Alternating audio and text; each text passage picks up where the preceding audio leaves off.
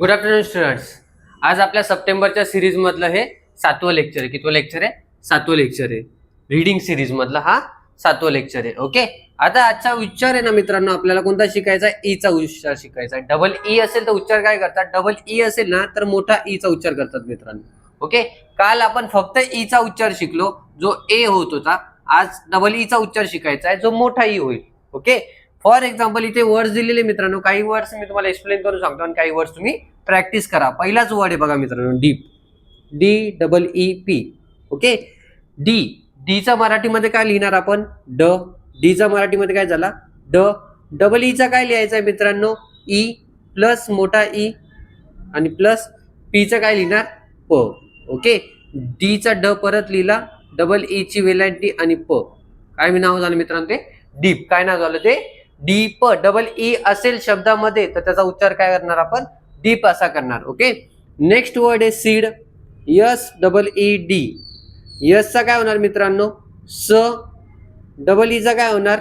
मोठा ई आणि प्लस डीचा काय होणार? ड. काय नाव झालं?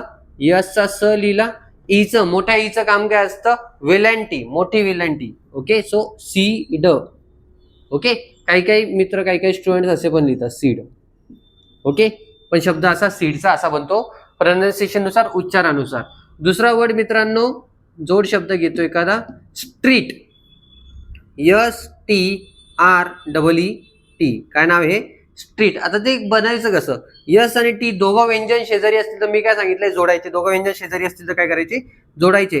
हा स आणि हा ट. स आणि ट झाला. आर त्याला जोडला जाईल अजून, कारण तीन व्यंजन आहेत. तीन व्यंजन शेजारी आले म्हणून ते जोडले जातील.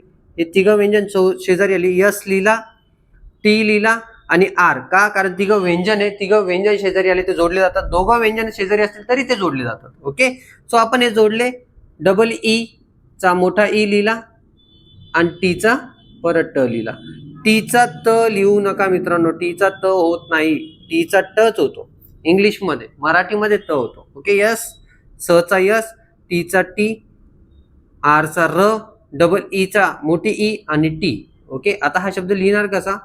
स मोठा स नाही ना, सॉरी, स्ट्र, ईची वेलांटी आणि हा ट. काय नाव झालं ते? स्ट्रीट. ओके, समजलंय? अशी फोड प्रत्येक वर्डची करा मित्रांनो. 100% तुम्हाला रीडिंग येईल. 30 सप्टेंबर पर्यंत, फक्त 30 सप्टेंबर पर्यंत आपल्या रील रोज बघा. 100% तुम्हाला रीडिंग येईल. ओके, आणि रोज ही अशी वर्ड्सची प्रॅक्टिस करा.